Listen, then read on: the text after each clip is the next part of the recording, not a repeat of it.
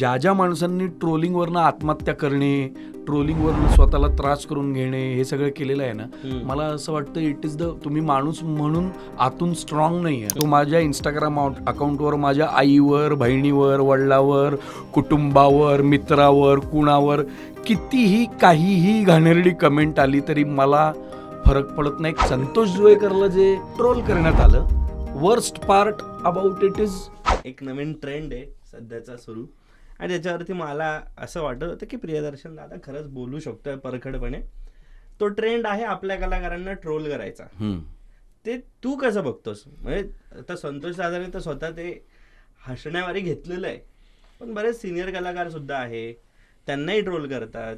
You never know की आपल्या इथले लोक कधी डिसरिस्पेक्टफुल होतील, कधी रिस्पेक्टफुल होतील. काय सांगशील? मला असं वाटतं सोशल मीडिया आहे म्हणून ट्रोलिंग आहे. ट्रोलिंग आहे असं वाटतंय तुम्हाला. जेव्हा सोशल मीडिया नव्हतं तेव्हा सुद्धा ट्रोलिंगच होतं, फक्त ते डायरेक्टली यायचं नाही. आता फक्त ते डायरेक्टली येते. अच्छा.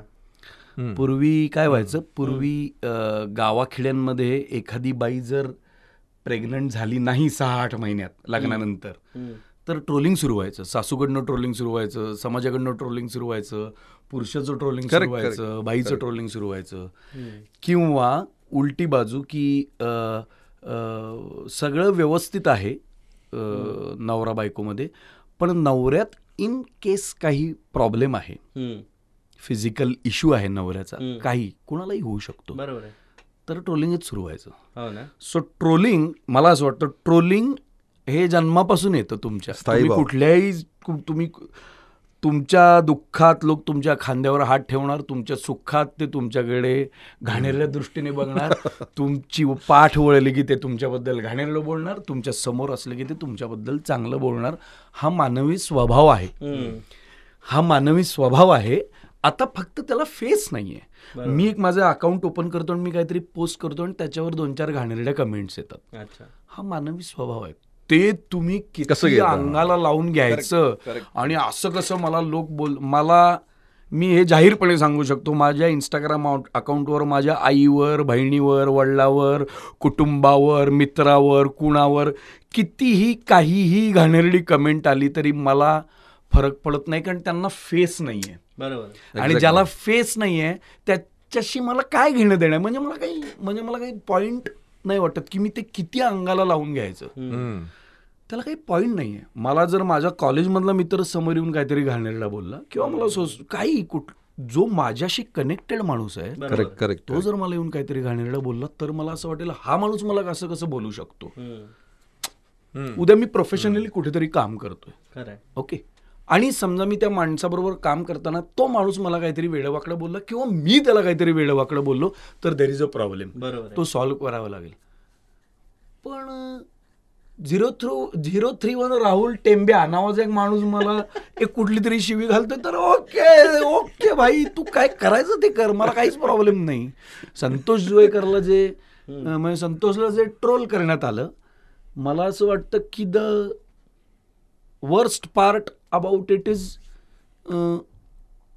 लोकांकडे तेवढा वेळ आहे आणि the best part about it is त्याला जे मायलेज मिळवायचं ते त्याने मिळवलंय.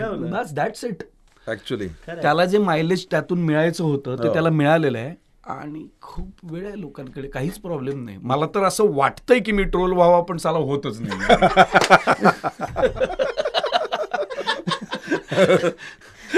यु नो असं आहे ते फार नाही आहे, ते फार म्हणजे जगबुडी झाली. हा म्हणजे असं काही हे बघा एक लक्षात घ्या की तुम्ही ट्रोल होताय आणि तुमच्याकडे एक अकाउंट आहे आणि तुम्ही तुमचे कमेंट्स बंद करू शकता, ही पण सोय आहे तुमच्या. बरोबर आहे. करेक्ट. म्हणजे मला धक्का काय देतंय तर मला असं पण नाही ना की माझ्या दारासमोर येऊन लोक बोंबलतात आणि मी त्यांना थांबवू शकत नाही, वेगळा. पण माझ्याकडे एक मोबाईलमध्ये एक सिस्टीम दिली आहे, मला नाही बघायच्यात कमेंट्स, मी ऑफ केला, प्रश्न मिटला. तुम्ही काय त्याला काही त्याला इतकं काही खरं होतात लोक ट्रोल आणि झाला तर झाला. आणि असं किती काळ ट्रोल करणार आहात तुम्ही कुणाला? Eventually it is going to go down. बरोबर आहे. ज्या ज्या माणसांनी ट्रोलिंगवरनं आत्महत्या करणे, ट्रोलिंगवरनं स्वतःला त्रास करून घेणे, हे सगळं केलेलं आहे ना, मला असं वाटतं इट इज तुम्ही माणूस म्हणून आतून स्ट्रॉंग नाही आहात, म्हणजे तुम्हाला कॉन्फिडन्सच नाहीये म्हणजे स्वतःवर. बरोबर आहे, खरं आहे. मला असं वाटलं बाई कोणीतरी 4 गोष्टी तुमच्याबद्दल बोलतोय, तुम्ही वाट बघितली पाहिजे अत्यंत शांतपणे की किती वेळ चाललंय हे बघूया, आणि ते संपल्यावर परत अशी एक गोष्ट केली पाहिजे की ते परत सुरू झाले पाहिजे. तर ती गंमत आहे ना. तू बोलत राहा, मी ऐकत राहतो मस्त पैकी. तीच तर गंमत आहे ट्रोलिंगची, हाऊ यू टेक इट. नाहीतर मग इट इज माणूस मरून जाईल.